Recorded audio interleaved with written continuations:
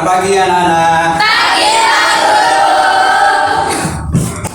Siap berdiri. Kepada Pak Guru memberi salam. Assalamualaikum warahmatullahi wabarakatuh. Duduk kembali. Berdoa mulai. Bismillahirrahmanirrahim. Alhamdulillahirabbil alamin. Dan mengajar kita mulai, Pak Guru akan mengabsen terlebih dahulu. Anak-anak mungkin dari teman-temannya sampean sekarang ada yang tidak masuk? Masuk semua. Mari anak-anak berdiri semua dulu. Nah, sekarang anak-anak tepuk semangat.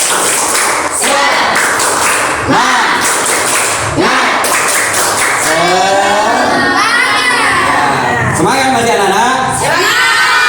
Terima kasih, silakan dulu kembali anak-anak. Yang ada di sekitar kita itu adalah termasuk sumber daya alam. Contohnya seperti apa anak? Air. Jadi untuk yang kan media benda konkret seperti ini anak-anak. Jadi perhatikan bersama-sama tentang media ini. Kemarin Pak Guru kan pakai gambar ya? Jadi pakai gambar. Kurang jelas bagaimana? Kurang jelas, gitu ya. Jadi tanya seperti apa contoh konkretnya. Baik anak-anak, siapa yang tahu yang dikatakan sumber daya alam? Sumber daya alam itu adalah sumber daya alam yang ada di alam semesta. Contohnya seperti apa anak-anak? Pohon, terus batu, tumbuhan, pokok, hewan-hewan juga itu termasuk sumber daya alam. Di rumahnya sampean ada? Enggak? Sumber daya alam? Ada. Ada. Kalau sampean di sawah nanam apa? Padi. Sumber daya alam anak-anak ada berapa? 2. Jadi yang pertama sumber daya alam yang dapat Diperbarui. kedua sumber tidak dapat diperbarui. Bagus. Ini kita praktekkan pertama. Kita contohkan secara konkret yang dikatakan sumber daya alam di sini yang dapat diperbarui. Tumbuhan berarti yang ada di pot ini ya.